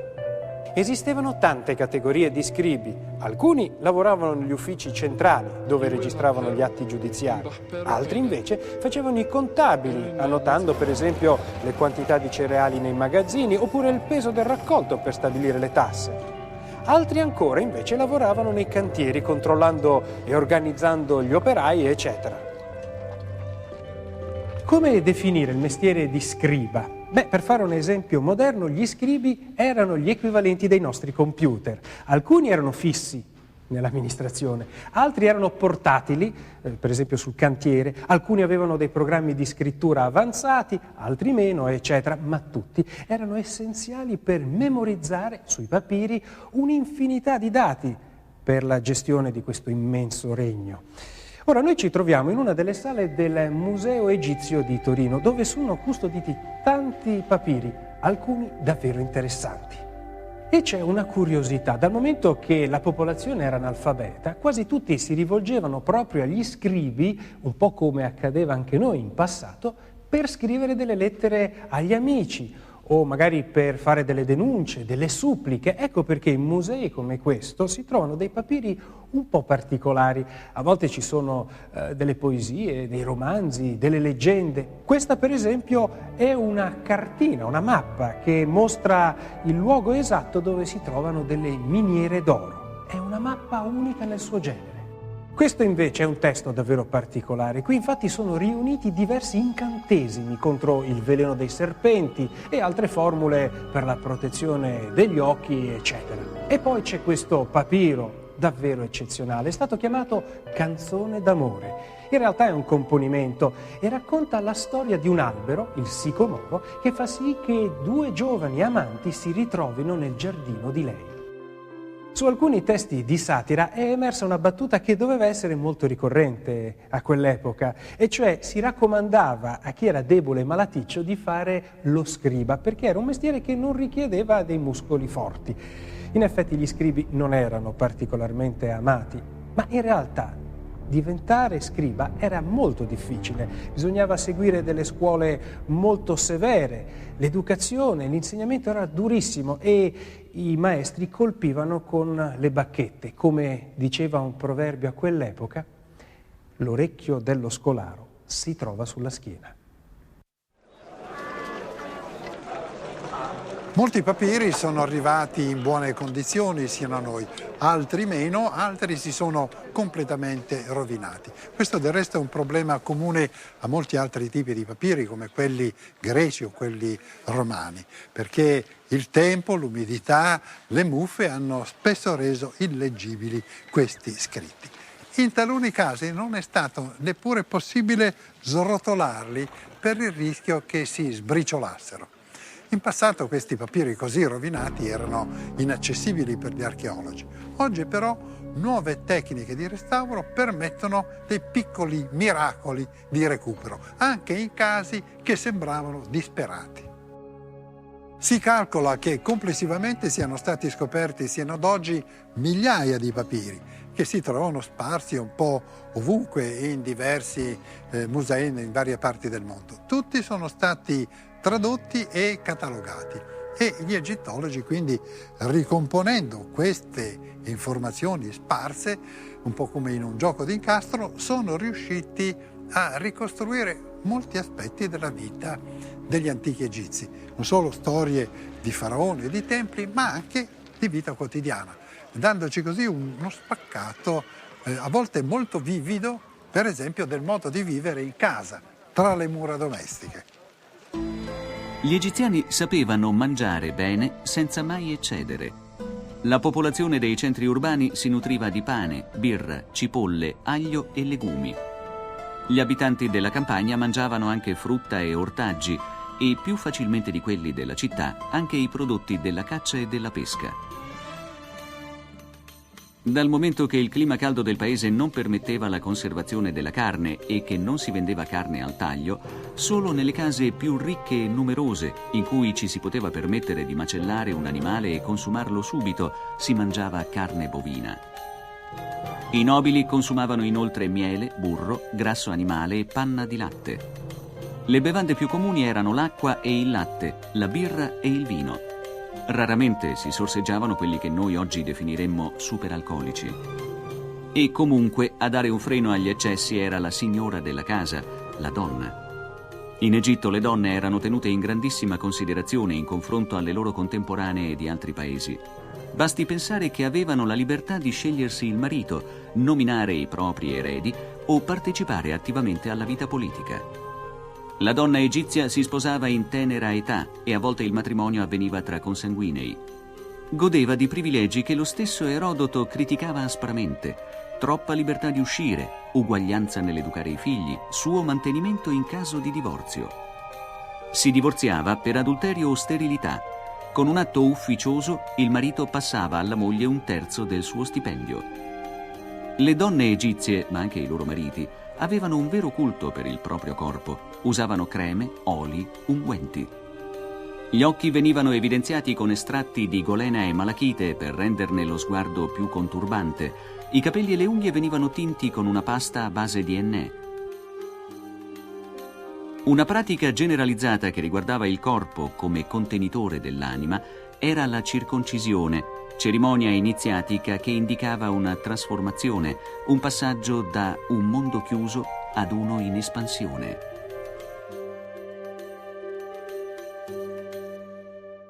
Tra i papiri che ci sono pervenuti ce n'è anche uno molto sexy che mostra bene che già nell'antichità esisteva il più antico mestiere del mondo. È un papiro anche molto ironico che mostra un signore pelato alle prese con una giovane prostituta molto carina. Dopo lo sforzo si addormenta e finisce per cadere dal letto. Quindi dobbiamo pensare alla società egizia in un modo un po' diverso, meno funebre di come ci appare sugli affreschi nelle tombe.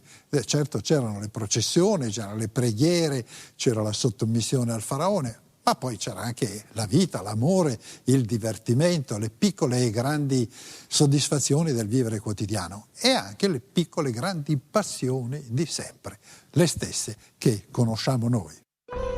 Le strade delle città e dei villaggi erano animate da una folla che si può vedere ancora oggi in certi paesi, con i mercatini in cui si vendeva di tutto, frutta, ortaggi, vasi, amuleti, sandali, statuette votive, eccetera. Ed è curioso pensare che questi oggetti che si vendevano per strada per pochi soldi si trovino oggi nei grandi musei protetti da vetri blindati e illuminati come gioielli preziosi. Al mercato si andava non soltanto per fare acquisti, ma per incontrare amici e conoscenti, scambiare pettegolezzi, ascoltare le ultime notizie. Un passaparola che in assenza di quotidiani funzionava un po' da telegiornale. Anche i templi, che oggi vediamo vuoti e in parte diroccati, erano pieni di vita, non solo per la folla dei fedeli, ma anche per le continue cerimonie religiose. Ecco qualche flash di quello che avremmo potuto vedere a quel tempo. Gli egiziani avevano un grande concetto di se stessi, si consideravano il centro dell'universo e in base a tale criterio erigevano anche i loro templi.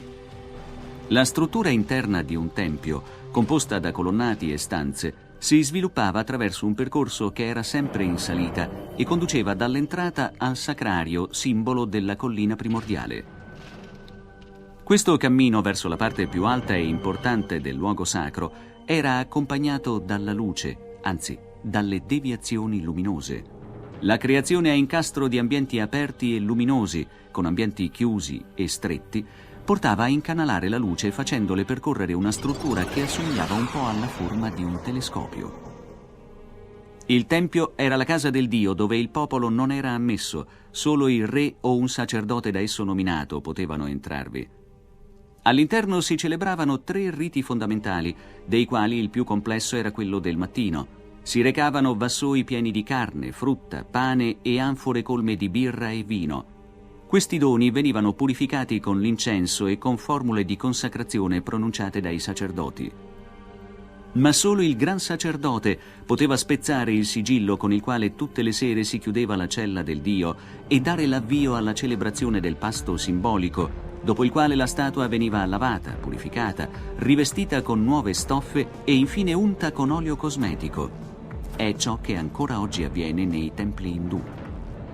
Chiaramente il popolo non sapeva nulla di quanto accadeva all'interno del tempio. Ogni 4 o 5 giorni la folla poteva però assistere all'ufficio che si teneva fuori dal santuario, quando la statua del dio veniva posta sulla barca sacra e portata in processione per le vie della città o del villaggio.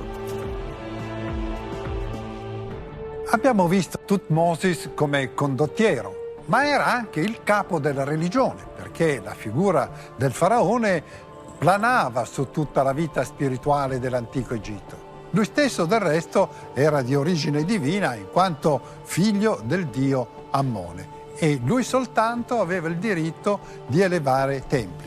Poi delegava ai sacerdoti la celebrazione dei riti. Era lui stesso a nominarli per evitare che assumessero troppo potere. E dietro tutto questo non c'era soltanto un problema di supremazia religiosa, c'erano anche questioni economiche. Infatti i templi disponevano solitamente anche di proprietà terriere e dovevano cedere al faraone una quota parte del raccolto. Gli archeologi hanno trovato un papiro che racconta di un grave conflitto tra il faraone e il clero.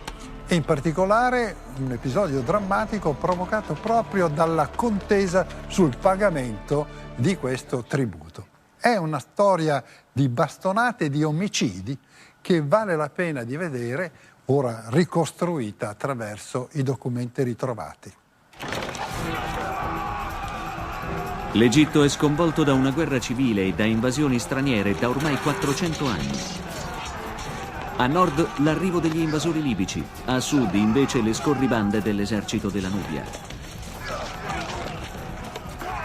Con il regno nel caos, la ricca casta dei sacerdoti del dio Amon riesce a trasformarsi in una forza politica indipendente e ad agire autonomamente per un lunghissimo periodo senza più rendere conto a nessuno.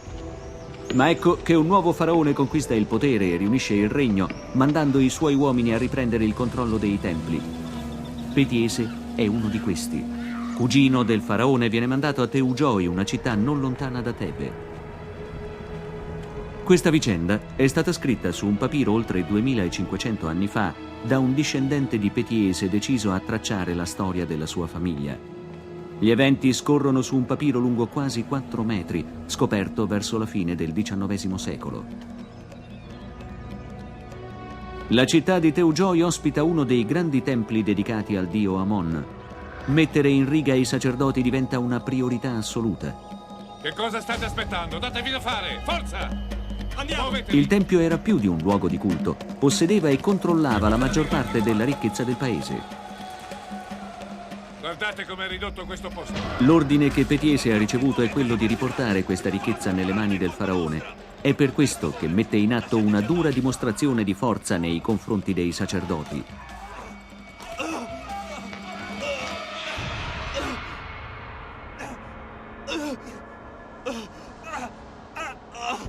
Riuscire a portare a termine l'incarico significherà fare anche la sua fortuna.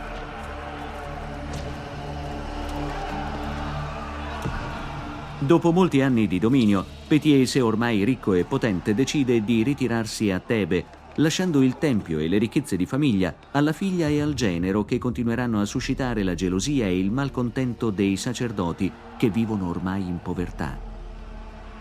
Ma qualcosa sta per cambiare. Dopo uno stallo durato oltre 30 anni, i sacerdoti di Amon e il faraone raggiungono la pace. Petiese emerge come figura centrale nei negoziati di pace tra il clero e lo Stato. I sacerdoti di Amon diventano così alleati del faraone.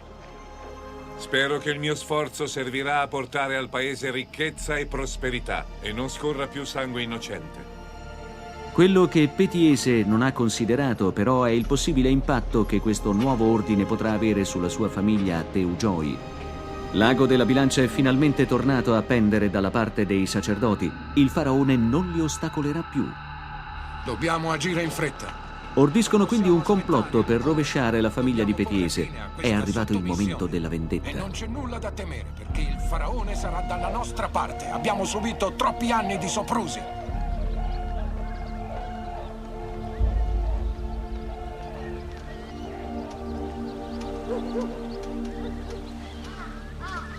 Corri! I giovani nipoti di Petiese cadono in un agguato nel tempio e vengono uccisi a bastonate.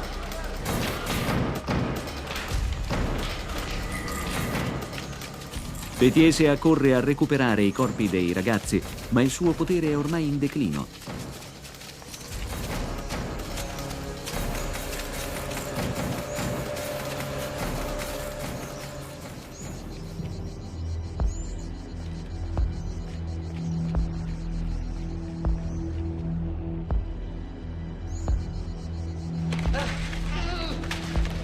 I colpevoli, arrestati, non saranno giustiziati a causa del nuovo accordo che Petiese stesso ha mediato tra il faraone e i sacerdoti di Amon.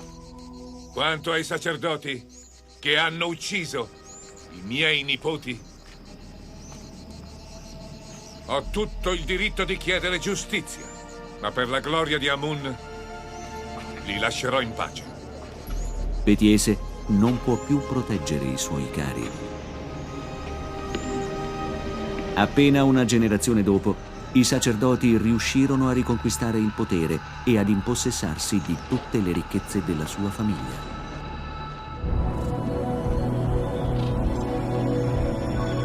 Storie come queste, raccolte dai pennelli degli scribi, permettono di entrare nella vita reale degli antichi egizi, raccontandoci grandi eventi come la battaglia di Megiddo, ma anche conflitti di potere con violenze e vendette trasversali come quelle che abbiamo appena visto. Grazie agli scribi, Thutmosis III, il protagonista del programma di stasera, è riuscito a tramandare ai posteri la sua storia e le sue imprese. Ma c'è una curiosità. Questo faraone guerriero è presente anche qui a Roma con un prezioso e gigantesco oggetto che è sotto gli occhi di tutti, ma che pochi conoscono. Vediamo qual è. C'è molto Egitto a Roma. Pensate che nelle varie piazze si possono ammirare ben 13 obelischi. Fra tutti, quello che svetta di più è quello voluto dal faraone Thutmosis III. Oggi si trova qui, a piazza San Giovanni in Laterano. Pensate, è l'obelisco più alto del mondo. Raggiunge i 32 metri di altezza, cioè quasi quanto un edificio di 11 piani. E il suo peso è sbalorditivo, 340 tonnellate di puro granito. Nessuno degli automobilisti e dei passanti ci fa veramente caso, ma questo obelisco è un vero testimone della storia. Pensate infatti che ha 3500 anni. Ogni faraone costruiva obelischi per avere la protezione del dio Sole, o per ringraziarlo per una vittoria, eccetera. Insomma, erano quasi dei giganteschi ex voto. Questi obelischi però erano anche innalzati in occasioni speciali, l'equivalente dei nostri giubilei, ma per i faraoni. Solo Thutmosis III ne edificò almeno 7 nel tempio di Karnak. Assistette muto a tutta la storia del nuovo regno e quando la potenza dell'Egitto decadde, per lui la storia non faceva altro che cominciare. Al suo cospetto arrivarono i nuovi dominatori, era il IV secolo a.C., Cleopatra e con lei Giulio Cesare. I loro occhi certamente si posarono su di lui. E poi quelli di Marcantonio e di Augusto, impressionati dalla sua mole. E tanti imperatori vennero in Egitto e nei loro viaggi e ammirarono questo obelisco. Uno di loro fu certamente Adriano. E poi uno di questi imperatori decise di portarlo via. Immaginate che viaggio! Era stata costruita una nave immensa, addirittura con 300 remi. Per avere un'idea della sua forma basta pensare alle navi volute dall'imperatore Caligola, capaci di sostenere un tempio e un palazzo. Erano delle vere fuoriserie. Risalì il Tevere ed entrò in un corteo trionfale, grandioso, dentro la città eterna, Roma, fino qui, fino al Circo Massimo. E così, dopo aver assistito per 1800 anni alle processioni di sacerdoti egizi, passò alle corse delle quadrighe per altri 2 secoli. Ma anche questo passò. Anche qui l'obelisco assistette alla fine di un altro impero, quello romano. E ai suoi piedi ora sfilavano i barbari, in una città in preda a saccheggi e uccisioni. E poi venne il primo Medioevo, e fu allora che l'obelisco venne abbattuto. E così scomparve dalla storia, scomparve per quasi 1000 anni, sotto 7 metri di terra e di oblio. Fino a quando, in pieno Rinascimento, i papi lo ritrovarono e decisero di portarlo fin qui a San Giovanni per innalzarlo nuovamente, in una Roma che stava conoscendo un nuovo periodo di fasti e di ricchezza. E la storia per questo obelisco cominciò nuovamente a scorrere. Passò il 600, il 700, l'800, il 900 e questo obelisco era qui quando venne fatta la breccia di Porta Pia ed era sempre qui quando dall'Appia, cioè a poche centinaia di metri, sbucarono le jeep e i primi carri armati alleati che liberavano Roma. Dopo i faraoni, gli imperatori romani, i papi e i re e i grandi del passato, Beh, oggi sono ben altri i protagonisti al suo cospetto che richiamano le folle. Potesse capitarmi e invece mi è successo veramente. Ma questa è solo l'ultima tappa del suo lungo viaggio nella storia e chissà quante altre ne dovrà affrontare. La pietra, infatti, è il materiale più longevo in archeologia. Per concludere vorremmo mostrarvi una cosa veramente sorprendente. Una tomba egizia dei nostri tempi, una piramide pronta ad accogliere il corpo mummificato di un nostro contemporaneo.